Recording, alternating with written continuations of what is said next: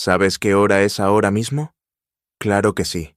Miraste el teléfono esta mañana, llegaste a tiempo al trabajo, sentiste cómo el día pasó demasiado rápido o demasiado lento. Llevas toda tu vida usando el tiempo. Crees que lo entiendes. Estás completamente equivocado. No un poco equivocado. No equivocado en los detalles. Equivocado desde el principio, desde la raíz, desde la primera vez que alguien te enseñó a leer un reloj. Lo que sientes cuando dices, el tiempo pasa, no es tiempo. Es tu cerebro fabricando una historia. Y te lo voy a demostrar ahora mismo, sin ecuaciones, sin títulos universitarios, sin nada que no tengas ya dentro de tu cabeza. Haz esto. Cierra los ojos e intenta contar 60 segundos en silencio. Solo cuenta. 1 segundo, 2 segundos, 3 segundos, hasta 60. ¿Ya? Bien. Algunas personas, mientras cuentan, escuchan una voz interna que pronuncia los números. 1, 2, 3. Como un locutor dentro de su cráneo. Otras personas no escuchan nada. En cambio, ven algo. Una especie de cinta visual, una línea que avanza con los números encima. Y hay personas que sienten el tiempo en el cuerpo, como un pulso o un ritmo físico. Mismo ejercicio, mismo resultado numérico. 3 experiencias completamente distintas. Eso no es una rareza psicológica. Es la prueba de que el tiempo que sientes no existe fuera de ti. Es una construcción que tu cerebro inventa segundo a segundo, y la inventa de manera diferente para cada persona. Lo que tú llamas sentir el tiempo es una alucinación biológica personalizada. Funciona bien para no llegar tarde al autobús, pero no te dice absolutamente nada sobre lo que el tiempo es en realidad. Richard Feynman, uno de los físicos más brillantes del siglo XX, se obsesionó con esto. No con la física del tiempo, sino con su propia percepción de él. En sus memorias contó que pasó semanas entrenándose para contar segundos mentalmente mientras hacía otras cosas: caminar, leer, hablar. Descubrió algo perturbador. Podía caminar y contar al mismo tiempo sin perder el ritmo. Podía contar mientras leía, también. Pero hablar lo interrumpía todo. En cuanto empezaba a pronunciar palabras en voz alta, el contador interno se caía. No podía hablar y medir el tiempo a la vez. El lenguaje y el reloj interno competían por el mismo recurso. ¿Qué significa eso? Significa que tu sentido del tiempo no es un órgano independiente como el oído o la vista. Es un proceso cognitivo que comparte espacio con otros procesos. Es frágil, es parcial. Es tuyo, no del universo. Ahora piensa en la imagen más común que existe para explicar el tiempo: el río. El tiempo fluye como un río. Estamos todos en el río, arrastrados por la corriente desde el pasado hacia el futuro. Es una imagen hermosa. La usamos en poemas, en películas, en conversaciones cotidianas. Es también completamente inútil si quieres entender qué es el tiempo de verdad. ¿Por qué? Porque tiene un agujero lógico fatal. Si el tiempo es un río que fluye, ¿a qué velocidad fluye ese río? Piénsalo despacio. Un río normal fluye a 10 kilómetros por hora, o a 30, o a 2. Tiene una velocidad medida en kilómetros divididos entre horas. Pero si el tiempo mismo es ese río, ¿en qué unidades mides su velocidad? Segundos por segundo. 1 segundo por cada segundo. Eso no es una medida. Es una tautología. Es como decirte que esta mesa mide exactamente una mesa de largo. La imagen del río no falla porque sea poética o imprecisa. Falla porque no dice nada. El tiempo no puede ser algo que fluye a través del tiempo. En el momento en que intentas aplicarle una velocidad, la metáfora se colapsa sola. Y sin embargo, la seguimos usando. La usamos porque se siente bien, porque encaja con nuestra experiencia de envejecer, de recordar el pasado y anticipar el futuro. El cerebro elige las imágenes que confirman lo que ya cree, no las que lo cuestionan. Por eso esta metáfora lleva miles de años sobreviviendo, aunque no sirva para nada analítico. Lo mismo pasa con frases como «el tiempo vuela» o «el tiempo me está matando». El tiempo no hace nada. El tiempo no es un agente. No es algo que actúa sobre ti. Cuando la leche se pone mala, no es el tiempo quien la estropea. Son las bacterias, la temperatura, la química. El tiempo es simplemente la manera en que ordenamos esos eventos. Es la regla que usamos para medir la distancia entre un momento y otro. Una regla no construye la casa, solo mide lo que ya existe. Esta distinción parece pequeña. No lo es. Es el primer paso para pensar en el tiempo de manera física, en lugar de emocional. Mientras sigamos hablando del tiempo como si fuera un personaje con voluntad propia, seguiremos confundiendo nuestra experiencia subjetiva con la realidad objetiva. Y esa confusión tiene consecuencias enormes en cuanto intentamos entender lo que la física moderna dice sobre el tiempo. Porque lo que la física dice es esto. El tiempo no es lo que piensas. No es un fondo fijo detrás del universo. No es un contenedor vacío en el que ocurren las cosas. No fluye igual para todos. No existe un ahora universal compartido por toda la humanidad. Estas no son especulaciones filosóficas. Son hechos medidos, comprobados, verificados con instrumentos reales.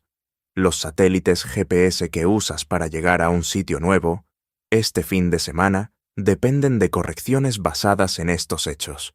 Sin esas correcciones, el GPS acumularía un error de varios kilómetros al día. El tiempo físico y el tiempo que sientes son dos cosas distintas. Una es una herramienta que construyó tu cerebro para sobrevivir.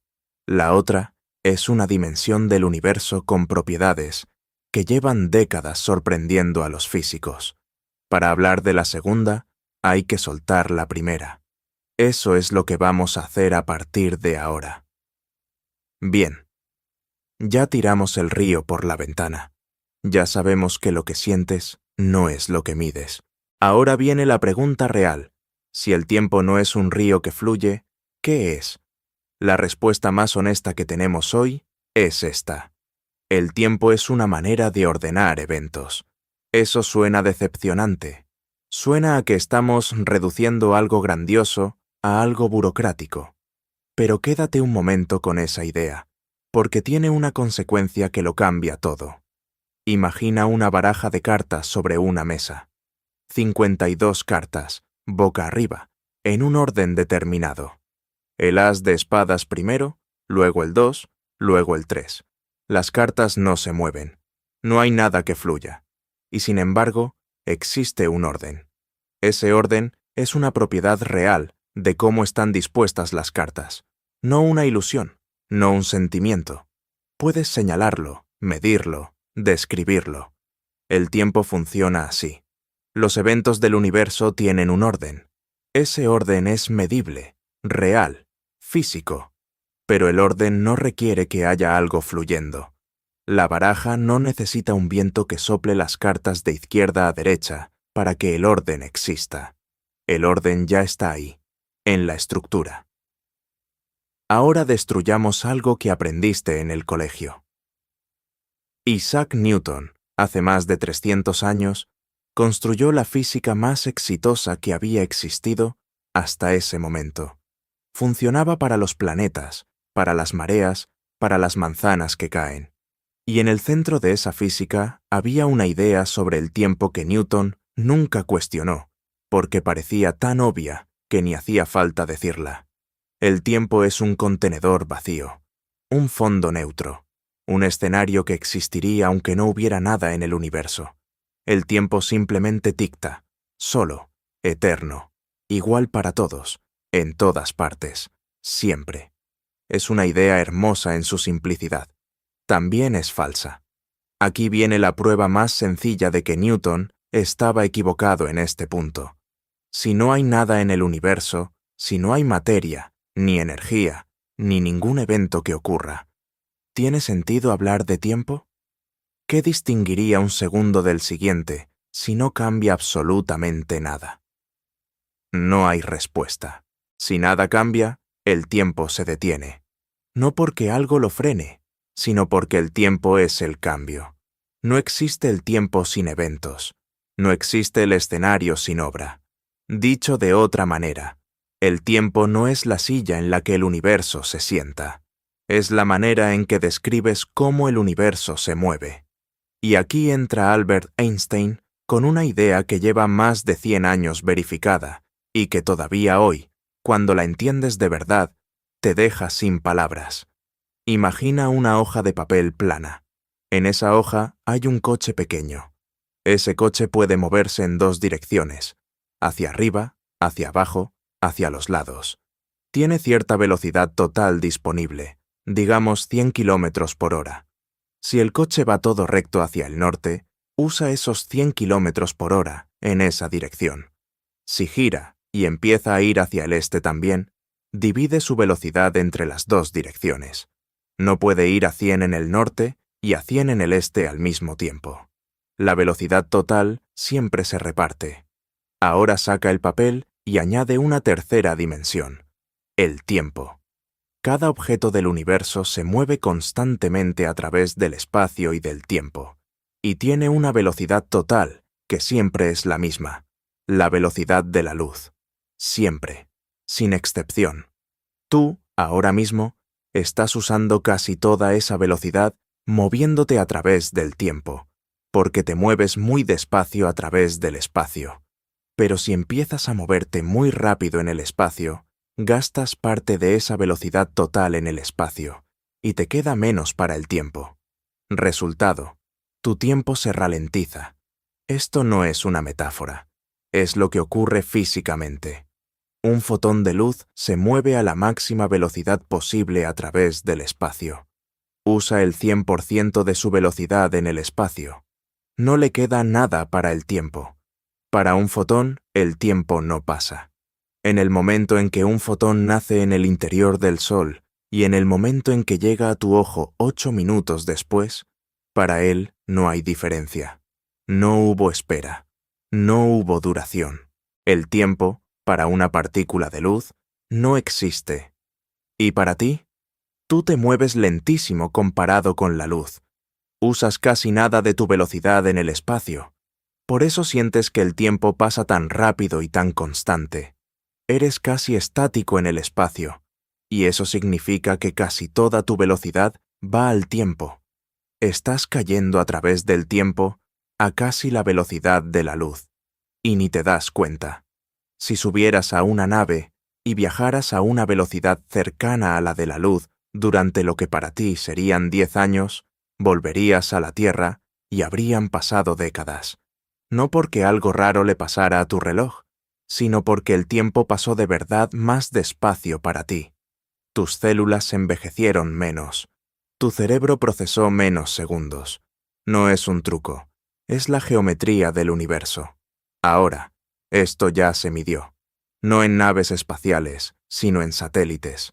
Los satélites del sistema GPS orbitan la Tierra a varios kilómetros por segundo. Se mueven rápido en el espacio. Eso significa que su tiempo pasa un poco más despacio que el de los relojes en el suelo.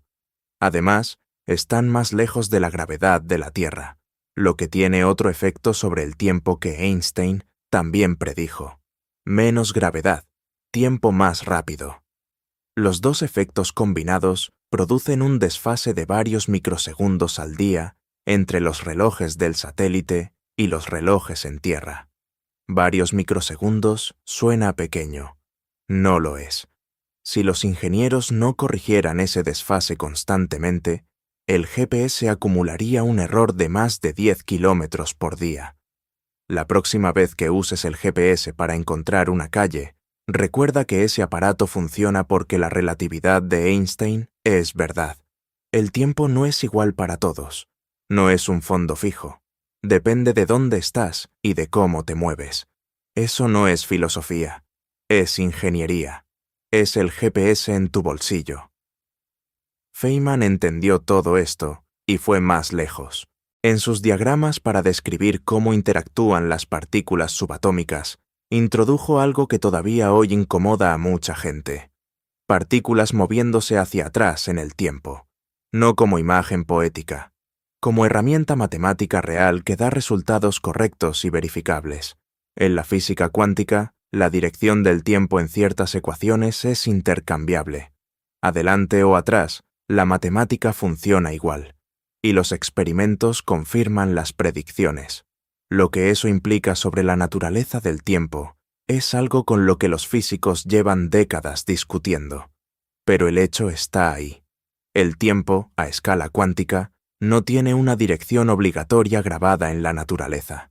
Entonces, resumen de lo que sabemos ahora mismo. El tiempo no es un contenedor vacío. Es una propiedad real del universo que depende de la materia, el movimiento y la gravedad. Se puede medir. Se puede ralentizar. Cambia de un lugar a otro. A escala subatómica, su dirección no está fijada. Y lo que tú sientes cuando percibes el tiempo no es el tiempo físico. Es tu cerebro contando cambios internos con una precisión razonable pero imperfecta. Todo esto nos lleva a una pregunta que, si la haces en serio, te va a quitar el sueño. Si el tiempo es un objeto con propiedades físicas reales, si puede estirarse y comprimirse, si su dirección no está garantizada a nivel cuántico, ¿existe el pasado todavía? ¿Existe el futuro ya? Eso es exactamente lo que viene en la siguiente parte. Hasta aquí llegamos con las certezas cómodas. Todo lo que vimos antes, la relatividad, el GPS, los fotones sin tiempo, eran cosas raras pero manejables. Podías escucharlas y decirte, bueno, es física avanzada, los científicos lo tienen controlado. Hay ecuaciones, hay satélites que funcionan. Alguien sabe lo que está pasando. Lo que viene ahora es diferente. Lo que viene ahora es el punto donde los físicos más serios del mundo se miran entre ellos y admiten que no saben. No por falta de inteligencia, no por falta de datos, sino porque la pregunta en sí misma puede estar mal formulada desde el principio. Empecemos con algo que parece abstracto, pero tiene consecuencias muy concretas. Dos personas se cruzan en la calle. Una va caminando hacia el norte, la otra va en un coche hacia el sur. Ambas miran el mismo semáforo en el mismo instante. Para las dos, ese semáforo existe, ahora. Comparten el presente. Eso parece obvio, ¿verdad? Ahora cambia las velocidades. Una persona está en la Tierra. La otra viaja en una nave a una fracción significativa de la velocidad de la luz. La persona en la nave y la persona en la Tierra intentan ponerse de acuerdo sobre qué eventos están ocurriendo al mismo tiempo. No pueden. No porque haya un error de comunicación, no porque los relojes estén mal calibrados, sino porque la relatividad de Einstein demuestra matemáticamente que dos observadores, moviéndose a velocidades distintas, tienen a horas distintos. Lo que para uno ocurre simultáneamente, para el otro, ocurre en momentos separados. Y los dos tienen razón. No hay un árbitro externo que diga cuál de los dos ahoras es el verdadero. No existe el ahora universal. No hay un reloj cósmico que marque el presente para toda la humanidad, para toda la galaxia, para todo el universo. Cada observador lleva su propio tiempo consigo.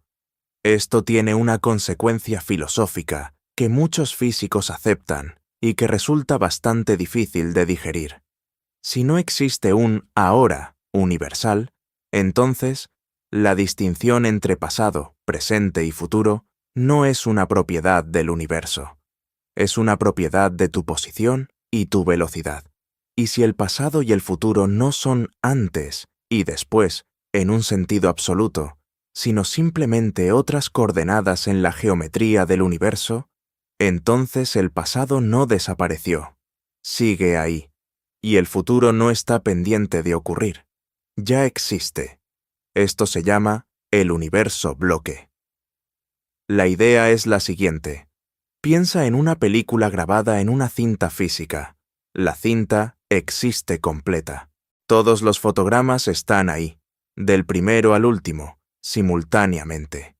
Cuando ves la película en el cine, el proyector ilumina un fotograma. luego el siguiente, luego el siguiente. Para ti, la historia avanza. El personaje nace, crece, muere. Sientes que el tiempo pasa, pero la cinta no cambia. La historia entera ya estaba ahí antes de que entraras a la sala. Estará ahí después de que salgas. Lo que avanza no es la película. Eres tú, tu conciencia, el haz de luz del proyector moviéndose a través de algo que ya existe completo. Muchos físicos creen que el universo funciona exactamente así. El espacio y el tiempo forman juntos una estructura de 4 dimensiones. Esa estructura existe entera. Tu conciencia la recorre en una dirección que llamas hacia el futuro, pero eso no significa que el futuro no exista todavía. Solo significa que tú todavía no has llegado a esos fotogramas. El momento en que naciste sigue existiendo. El momento de tu muerte ya existe. No como algo que ocurrirá, sino como una coordenada en la geometría del universo que todavía no has alcanzado. Ahora bien, si esto te incomoda, bienvenido al club. Le incomodó a Einstein, que pasó décadas discutiéndolo. Le incomoda a filósofos que llevan siglos preguntándose si el libre albedrío tiene sentido en un universo donde el futuro ya está escrito. Le incomoda a físicos que trabajan en esto hoy mismo y que por las noches se preguntan si realmente entienden lo que están haciendo. La incomodidad es la respuesta correcta. No es una señal de que estás confundido. Es una señal de que estás tomando la pregunta en serio. Vuelve un momento al experimento del principio. Las personas que al contar hasta 60 veían una cinta visual con los números avanzando. ¿Recuerdas que Feynman descubrió que podía leer y contar al mismo tiempo, pero no hablar y contar? La persona con la cinta visual podía leer porque leer usaba el canal auditivo interno, mientras la cinta corría en el canal visual. 2 procesos paralelos, 2 flujos simultáneos de información. Eso es exactamente lo que el universo bloque sugiere sobre el tiempo. Lo que tú experimentas como una secuencia, pasado, luego, presente, luego, futuro, puede ser simplemente tu manera de procesar algo que en realidad existe todo a la vez. Tu cerebro tiene una arquitectura secuencial. Procesa un fotograma, luego el siguiente. Pero eso no obliga al universo a ser secuencial también. El mapa no es el territorio. Tu experiencia del tiempo no es el tiempo. Y ahora llegamos al borde, al punto donde la física actual admite que no tiene respuesta. Einstein describió el tiempo a escala grande. Planetas, galaxias, velocidades cercanas a la luz. La mecánica cuántica describe el tiempo a escala pequeña. Partículas, átomos, energía. Las 2 teorías funcionan. Las 2 han sido verificadas miles de veces con una precisión extraordinaria. Pero cuando intentas combinarlas, cuando preguntas qué pasa con el tiempo en condiciones donde las 2 teorías deberían aplicarse al mismo tiempo, como en el interior de un agujero negro o en el instante inicial del universo, las ecuaciones explotan. Dan resultados sin sentido. Se contradicen. Nadie sabe cómo resolver eso todavía. Feynman lo sabía. En los últimos años de su vida, trabajó en ese problema. No encontró la solución. Murió en 1988 con la pregunta abierta. En la pizarra de su despacho en el Instituto de Tecnología de California, quedó escrita una frase que sus colegas encontraron después de su muerte. Lo que no puedo crear, no lo entiendo. El tiempo era exactamente eso para él, algo que podía usar, calcular, predecir, pero no crear desde cero, no entender desde los cimientos. Y aquí está el golpe final, el que quiero que te lleves hoy. Cuando preguntas de dónde viene el universo, cuando preguntas qué había antes del Big Bang, estás usando sin darte cuenta la palabra antes. Pero antes es una palabra temporal. Significa en un tiempo anterior. Si el tiempo mismo nació con el universo, si el tiempo es una propiedad de la existencia de la materia y la energía, entonces, preguntar qué había antes del universo es como preguntar qué hay al norte del Polo Norte. No hay un lugar al que señalar. La pregunta asume algo que no existía. Puede que el universo no tenga antes, puede que el tiempo no tenga origen, porque el origen es el mismo, una idea temporal. Puede que estemos usando un lenguaje construido dentro del tiempo para intentar hablar de algo que está fuera del tiempo, y que por eso las palabras fallen cada vez que llegamos al borde. La matemática llega más lejos que el lenguaje. Las ecuaciones describen cosas que ninguna metáfora puede capturar. Y sin embargo, incluso la matemática se rompe en el instante inicial. Incluso los mejores físicos del planeta se quedan mirando sus propias ecuaciones y dicen, hasta aquí llegamos. ¿Y tú? Tú empezaste este video pensando que sabías lo que era el tiempo porque mirabas un reloj.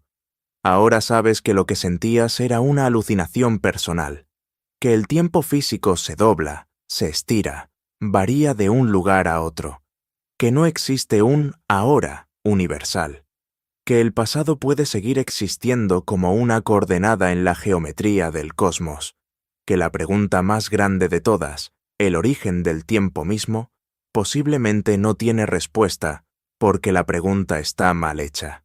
Eso no es un fracaso. Es exactamente lo contrario. La confusión que sientes ahora mismo no es un callejón sin salida. Es la línea de salida.